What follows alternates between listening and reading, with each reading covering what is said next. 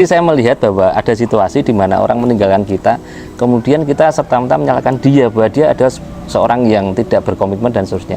Tapi ketika saya melihat substansinya, kenapa dia meninggalkan kita, jangan-jangan kita memang belum berupaya dengan apa yang dia inginkan, atau dia mempunyai standarisasi khusus dengan ekspektasi dia terhadap kita, dan kita ternyata dianggap sebagai low expectation-nya dia. Dan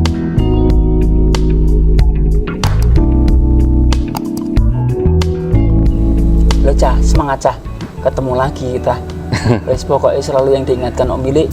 Pertama tuh Mas Berli selalu adalah jaga kesehatan. Betul, Mas. Era pandemi ini tetap apapun tetap masih mengancam. Betul. Dua, aku ketemu awakmu, ketemu Sobri Cah, dibantu karo Vicky Sobri, Cah nom ganteng bagus kayak karakternya keren kuwi. Sing durung duwe bojo kuwi golek bojo Vicky Sobri itu keren. Engko tak insert ke. Wih, silaturahmi terus ya Mas ya. Mas. Terus yang ketiga, yang terakhir ya adalah cari ilmu, karena tetap apapun awake dhewe iki engko tetep nunut mulya ning ngene Vicky Sobri lebih optimal lagi. Betul. Saiki nek dhewe tetep ya nunut mulya dia kan. Ya. Untuk setoran saka Vicky Sobri dan ono Dimas dan kawan-kawan, ono Rio ning ngene circle-mu itu keren banget. Iki Mas terus ke sing tadi ngobrol ning jero, aku njaluk ning jaba ben ono swara ayam jago kluruk lho Cah. Jadi ini jadi natural suara ayam jago kluruk, ono suara engko ono motor lewat. Kayak tidak rasane muni kluruk. Mas, iki lho Mas.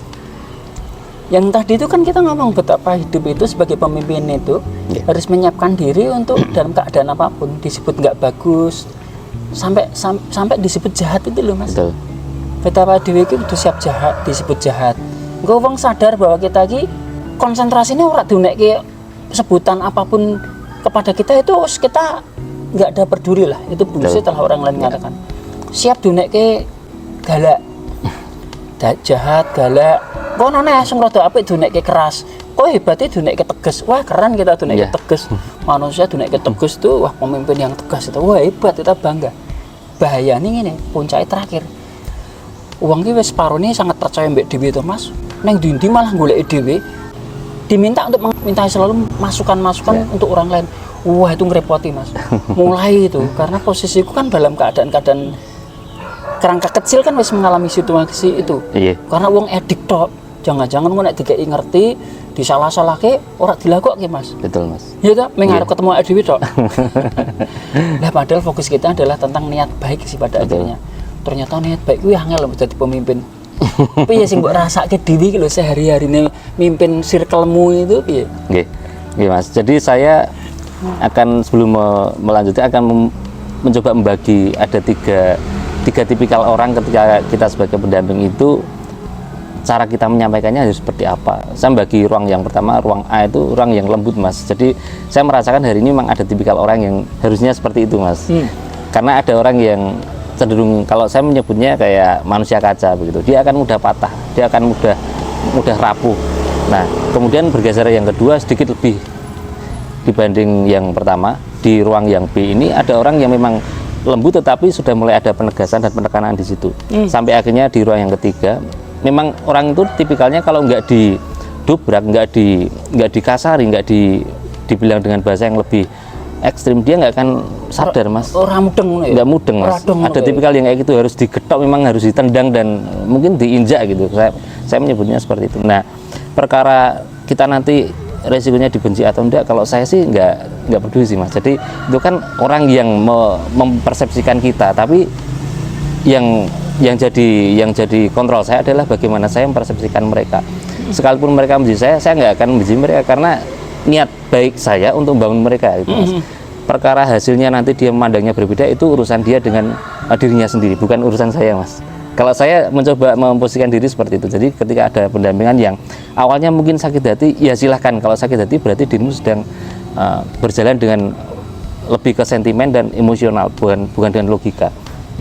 Artinya proses itu akan mulai berjalan di mana dia harus mengupayakan diri sendiri bahwa logika ini diperlukan, di mana ini ruang-ruang transaksional, ruang-ruang pendampingan yang membutuhkan lebih banyak logika.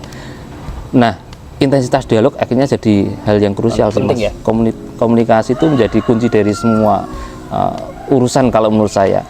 Nah, kembali lagi ke yang pertama, masalah dibenci atau tidak itu resiko sebuah leader, seorang leader. Saya tadi menyampaikan ke Sobri, Pak, kalau kita ingin jadi leader atau nantinya kita jadi pendamping gitu, memang harus ada, menurut saya harus ada satu syarat di mana kita harus tegel, Mas, tega. Iya sih, Tega. benar. Karena ada situasi di mana orang itu kalau kita nggak tega, dia nggak akan berubah, dia nggak akan berupaya dengan dirinya sendiri, dia nggak akan memposisikan dirinya sebagai seorang yang bukan playing victim, tapi sebagai subjek, Mas. Kira-kira itu, Mas. Nah, iya. Nah, kena ketemu wong sing tadi playing victim itu juga mental loh, hati-hati. Betul, loh. betul. Karena bahkan kita ketemu nggak usah di kelompok dalam. Misalkan kita ketemu partner usaha yang di luar kelompok kita, di luar ekosistem kita, atau itu tanggap sebagai seorang tokoh gitu. Kita salah sedikit aja karena dia merasa tokoh aja, itu dia merasa menjadi seorang korban dari Betul. permainan kita loh. Betul. Hati-hati loh. Padahal kita maunya jujur kan. Berarti betapa tentang niat baik ini harus diupayakan dengan sangat serius dan itu jadi fokus diri kita sendiri. Kalaupun kemudian keadaan itu berdampak kepada pikiran orang lain, kita harus siap mental. Betul. Dan yang kemudian yang harus kita lakukan adalah terus kita melakukan satu upaya besar di mana yang namanya goodwill itu, makanya goodwill itu tiap waktu itu harus bertumbuh terus. Ya. Awakmu ini, aku sebagai mentormu, pendampingmu di masa lalu. Ketika ning kene aku iso ngarani Mas, aku sahamku sakmene. Mas, gajiku sakmene. Oh, enak Mas. Ketika aku ning masa sengko. Persoalan menjadi berbeda. Niat baikku harus berbeda juga ketika dirimu membuat circle dan mulai membuat kerajaanmu sendiri. Kan aku sudah tidak boleh lagi mengatakan untuk aku punya kepingin saham berapa. Makanya tak tawarkan dengan goodwillku yang terus meningkat, yang harus terus memperbaiki diri, harus menjadi punya niat baik lebih tinggi lagi. Aku terus rara mbok kayak saham piro. Wong kowe nawani aku kan wingi misalkan nawani Mas ki sama Silik piro atau Mas Silik tak kayak sakmene. Ketika mbok tawani piro wae aku kudu mikir. Bahkan nek wis mbok kayak saham X besaran itu, aku bisa mengatakan ketika tak deloki misalkan 20%, aku mengatakan, Mas aku jangan 20%, aku 15% saja. Kan itu aku lakukan di banyak teman-teman. Betapa seorang pemimpin itu ketika sudah mulai tentang niat baik, seiring waktu, intinya adalah terus bertambah, terus menjadi lebih baik. Ya. Iya toh? Betul Mas. Mbok rasa kira? Ya, karena masalah itu dinamis, jadi niat baik itu juga harus selalu diperbaharui sih Mas. Kalau saya boleh menyampaikan perspektif yang berbeda, jangan-jangan orang yang meninggalkan kita atau mengkhianati kita itu adalah orang yang sedang memberi pelajaran hidup pada kita, Mas.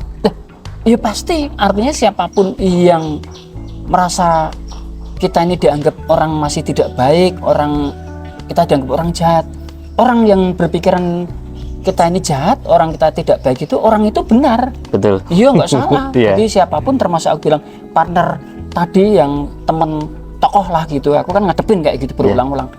Menganggap kita ini, wah Ili ini ngomong ini kayak, Berlin ini ngomong ini kayak. Ya udah kita dengerin saja. Tinggal itu masukan itu yang kita respon untuk diri kita dan kita fokus dengan ke orang itu. Nggak apa-apa, orang itu orang baik yang mengatakan. Kalau terbukti baiknya adalah harus mengatakan langsung. Tapi kebanyakan yang kita tidak tahu kalau dia itu sebenarnya berpikiran kurang baik kepada kita, itu nggak terbuka ke kita. Itu kan jadi masalah. Tapi sudahlah, itu kan nggak penting. Iya. Gitu Mas. Nggih. Jadi saya melihat bahwa ada situasi di mana orang meninggalkan kita, kemudian kita serta-merta menyalahkan dia bahwa dia ada seorang yang tidak berkomitmen dan seterusnya. Tapi ketika saya melihat substansinya, kenapa dia meninggalkan kita, jangan-jangan kita memang belum berupaya dengan apa yang dia inginkan, atau dia mempunyai standarisasi khusus dengan ekspektasi dia terhadap kita, dan kita ternyata dianggap sebagai low expectation-nya dia, dan kita belum memenuhi standar itu. Jangan-jangan kita di situ, Mas. Setuju. Kemudian kita melakukan pembenaran bahwa dia adalah seorang yang tidak berkomitmen. Artinya pelajaran hidup yang saya dapatkan, artinya dia sedang meminta kita dengan caranya dia bahwa kita harus naik level dengan standarisasi kita sendiri. Iya. Akhirnya kan kita soal standarisasi itu yang bangun harus kita sendiri. Iya, karena kita tidak tahu standarisasi orang lain, kecuali orang lain itu mengatakan kepada kita hendaknya untuk ukuran orang itu kepada kita itu disampaikan. Kebanyakan kan tidak. Tahu-tahu keluar yang tidak mengatakan alasannya atau menjauh dengan kita tidak tahu alasannya. Jadi kita ya jadi confused juga. Betul. Dan itu menarik sih, dalam hidup selalu begitu. Nah, itu pelajaran hidup. Akhirnya entrepreneurship khususnya menjadi pemimpin di dalam bisnis itu pelajaran yang dibutuhkan oleh siapapun mestinya. Ya. Terutama kalau kita sudah jadi bapak, jadi kepala Ya, rumah tangga, ya, ya kanggo tuh. Betul Mas. Sebenarnya ini pelajaran praktis kehidupan sehari-hari biasa ya Mas, yang bisa Iya. diaplikasikan siapapun sih. Bener. Ayo. Wis Mas, sementara aku isik wae iki ngobrol ngisake sing nyekel iki ternyata to. Lho, 10 menit hebat ya dhewe ngobrol ngene wis santai. Lah makane dhewe dipotong-potong, di slicing ngono ki ora ngomong 4 jam materi bakal entek dhewe. Tentang apapun, tentang gerak tubuh, tentang kesadaran mengelola refleks. Refleks itu bisa emosi, bisa gerak tubuh, bisa kecerdasan Naluri ya Mas, insting naluri. wah, gue ngomong kayak insting naluri yang pelajaran leluhur itu kalau dibedah keren. Sekarang coba pateni dulu. Itu fake. Coba pateni sih. Nah, kita tak tutui, ki sing bantu ngesut mau. Nah. Terima kasih ya, Le. Ngono Le, pokoknya semangat selalu. Nih. Ngono ya, Cahes pokoknya Om Mili selalu dimanapun kepingin sedikit bermanfaat. Pas ketemu Mas Berli aku yang golek nyolong ilmu Mas Berli, terus dan mungkin sharing Mas Berli siapa tahu itu ada sedikit manfaat buat siapapun, terutama kalau yang dibanggakan Om Mili ini sebagai proses dokumentasi Om Mili sebelum Mili itu mati Cak. Nah ini setidaknya bagi jaringan rumah usaha sedulur-sedulur di dalam kelompok kami ini yang sekarang jumlahnya sudah ratusan ini, semoga ada sedikit manfaat lah. Amin. Terima kasih. Amin. Semangat selalu, Sang. Semangat.